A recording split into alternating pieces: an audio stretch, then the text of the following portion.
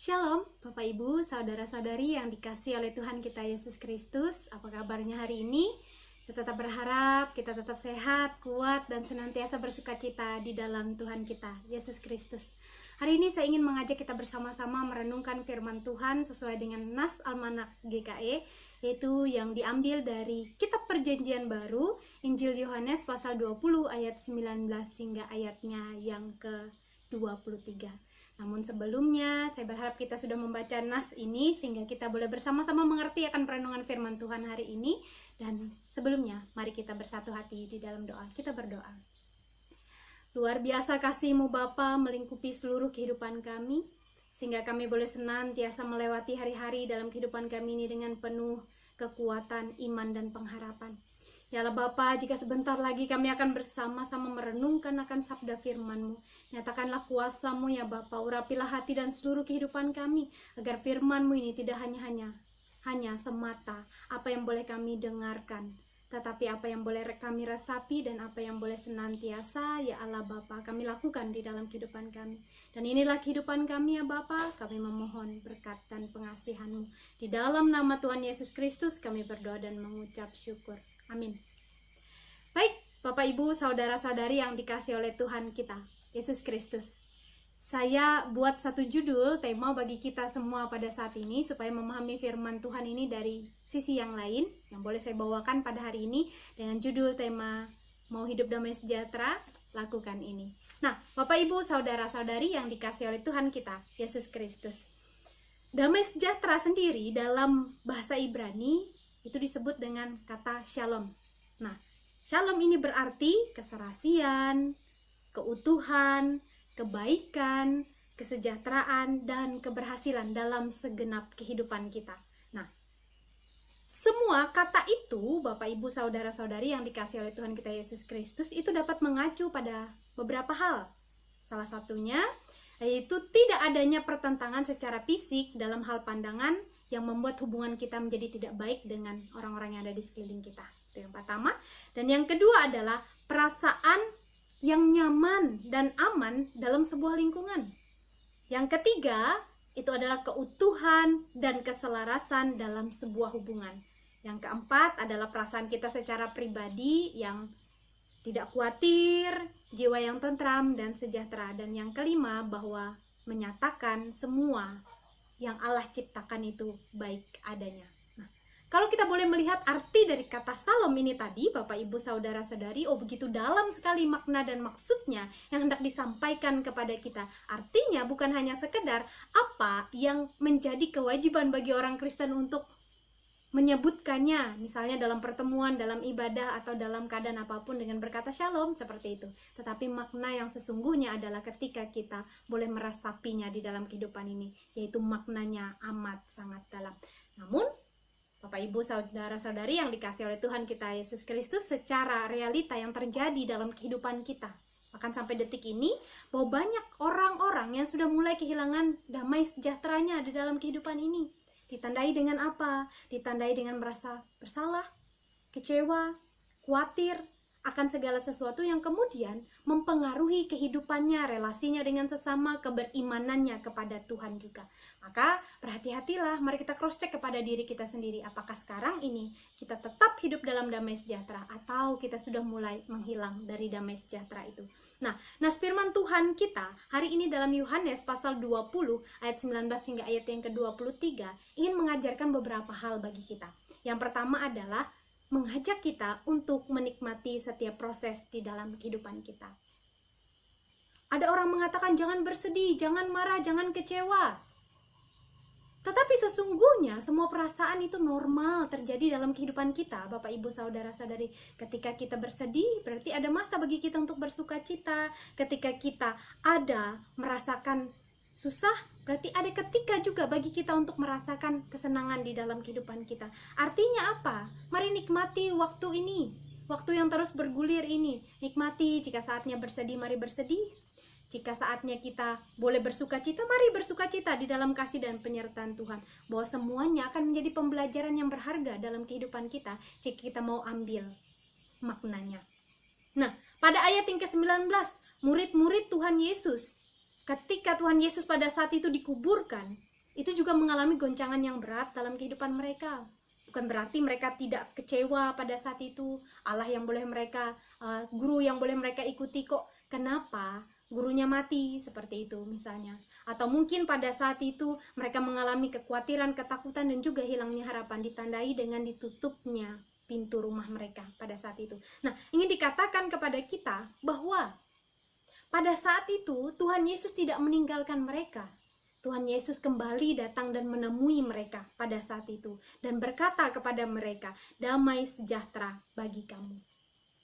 Bukankah Tuhan Yesus sebenarnya juga menjumpai kita di dalam kehidupan ini, Bapak Ibu Saudara-saudari? Dalam perjalanan kehidupan kita, dalam susah senang kehidupan kita tadi, jika kita mampu memaknainya, atau bahkan ketika kita merasakan berkat melewati pekerjaan kita, orang-orang yang ada di sekitar kita, keluarga kita, jemaat kita, siapapun yang ada di sekeliling kita, semua pada saat ini.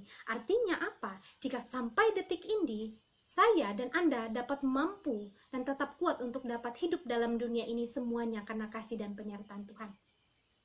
Yang kedua yang diajarkan bagi kita semua pada saat ini adalah supaya kita dapatkan damai sejahtera, kenali Tuhan Yesus lebih dalam.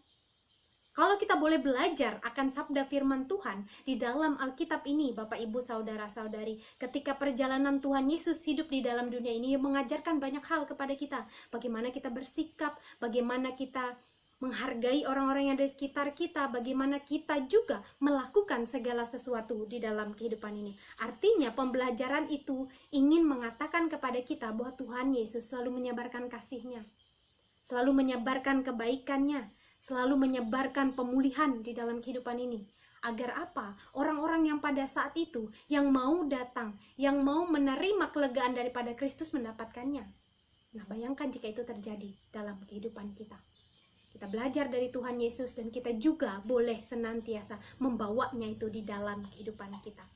Ayat yang ke-20, tuh murid-murid Tuhan Yesus juga mengikuti Tuhan Yesus itu selama pelayanannya, Bapak Ibu Saudara-saudari yang dikasihi oleh Tuhan kita, Yesus Kristus. Mereka tahu betul apa yang dilakukan oleh Tuhan Yesus bagi orang-orang yang merindukan pada saat itu damai sejahtera. Oleh karena itu mereka bersukacita mendapati gurunya hadir di tengah-tengah mereka pada saat itu dengan satu bukti bahwa ada luka di tangannya dan di lambungnya pada saat itu. Nah, ingin dikatakan bagi kita semua pada saat ini, Bapak Ibu Saudara-saudari, merenungkan firman Tuhan itu sebenarnya memperkaya kita dan menyadarkan kita akan arti kehidupan yang sesungguhnya.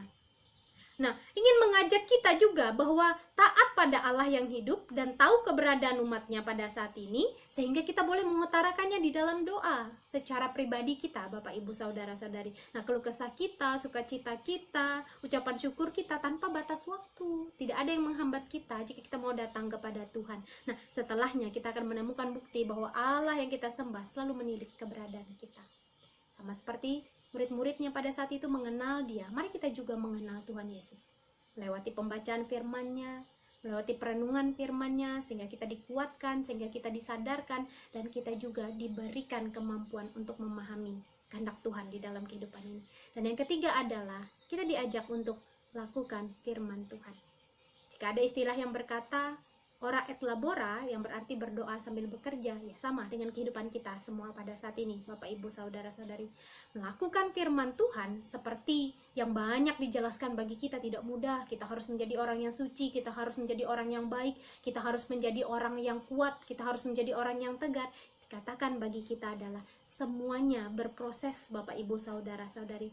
Melakukan firman Tuhan itu bukan berbicara siapa yang paling terbaik, siapa yang paling disiplin, atau siapa yang paling beriman, siapa yang paling jago, ingin dikatakan kepada kita. Tetapi adalah orang-orang yang mau mengusahakannya di dalam kehidupannya. Ibarat contoh seperti ini, bagaimana kita hendak menginginkan kasih ada dalam kehidupan kita jika kita sendiri saja menghambat kasih kita kepada orang lain dalam kehidupan ini. Tentu berlaku dalam banyak hal dalam kehidupan kita, dalam kebaikan, dalam pertolongan, dalam perhatian yang dapat kita lakukan kepada orang-orang di sekeliling kita.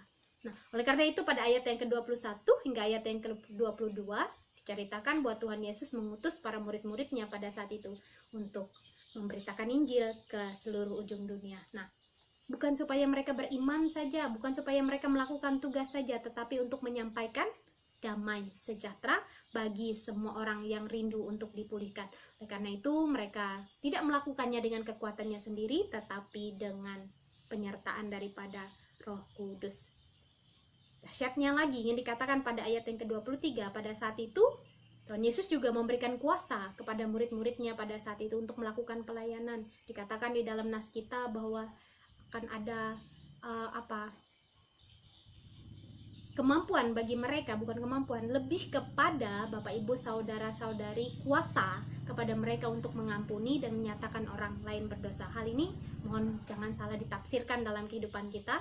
Hal ini ingin mengatakan kepada kita bahwa Tuhan Yesus memberikan kuasa untuk melayani supaya orang-orang yang dilayani juga menerima kasih dan penyertaan Tuhan. Ibarat seperti ini Bapak Ibu saudara-saudari, bahwa para murid pada saat itu berhak meninggalkan orang-orang yang tidak mau mendengarkan firman Tuhan. Jadi pikiran kita, yang ngapain kita kasih tahu firman Tuhan kepada orang yang telak menolak kita dalam kehidupan ini. Walaupun kita diajarkan untuk jangan menyerah dalam kehidupan ini, tetapi bagi orang yang sudah menolak firman Tuhan, itu berarti seluruh kehidupannya ia tidak akan pernah mau untuk menerima firman Tuhan, kecuali ada kesadaran atau keterbukaan di dalam hatinya sendiri untuk menerima firman Tuhan suatu saat nanti. Nah, pada saat itu Bapak Ibu saudara-saudari yang dikasih oleh Tuhan kita Yesus Kristus, saya kasih sedikit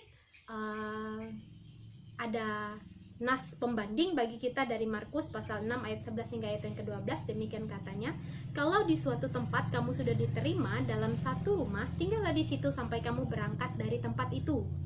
Dan kalau ada suatu tempat yang tidak mau menerima kamu, dan kalau mereka tidak mau mendengarkan kamu, keluarlah dari situ dan kebaskanlah debu yang di kakimu sebagai peringatan bagi mereka, lalu pergilah. Mereka memberitakan bahwa orang harus bertobat. Nah, Bapak Ibu saudara-saudari, dikatakan bagi kita bahwa ketika orang sudah memutuskan dirinya tetap pada kehidupan lamanya, tidak mau berubah dari dalam hati dan seluruh kehidupannya, bagaimana ia dapat mengerti akan firman Tuhan itu sendiri? Karena pengertian akan firman Tuhan ini harus berasal dari hati kita, harus berasal dari kesungguhan kita, supaya kita benar-benar meresapinya di dalam kehidupan ini. Nah, oleh karena itu, jika ada pendeta, penatua diakon yang ada di dalam gereja, itu bukan berarti orang-orang ini atau saya secara pribadi itu berhak menentukan ini orang berdosa, ini orang tidak berdosa. Tidak. Yang dikatakan kepada kita adalah bahwa kita semua diberikan tugas oleh Allah, tugas untuk melakukan firman Tuhan ini dengan kapasitas kita, dengan kemampuan kita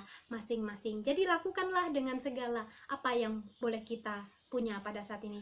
Jika kita ada jemaat biasa tetapi kita punya karunia yang lain, misalnya karunia mendengarkan keluh kesah orang lain, dengarkanlah. Jika kita adalah jemaat biasa mungkin, tetapi kita mampu berdoa, maka doakanlah orang-orang yang ada di sekitar kita. Atau kita punya kemampuan secara finansial untuk boleh membantu orang lain, maka bantulah. Atau dalam banyak hal yang lainnya di kehidupan kita. Nah, Bapak Ibu, saudara-saudari yang dikasih oleh Tuhan kita, Yesus Kristus, damai sejahtera itu mudah didapatkan dengan 3 hal yang saya sebutkan tadi. Yang pertama adalah untuk menikmati setiap proses dalam kehidupan ini. Kalau kita mau menerima proses, berarti kita mau menerima berbagai keadaan dalam kehidupan kita dengan kerelaan hati. Yang kedua adalah kenali lebih dalam lagi Tuhan Yesus beserta firman-Nya di dalam kehidupan ini, karena semuanya itu mendatangkan kelegaan di dalam hati dan seluruh kehidupan kita. Dan yang ketiga, lakukan firman Tuhan. Orang-orang yang mau berusaha untuk melakukan firman Tuhan senantiasa akan memohon Roh Kudus untuk boleh menyertainya, sehingga pekerjaan itu akhirnya bukan hanya bergantung pada kekuatannya, tetapi kepada kasih dan penyertaan Tuhan.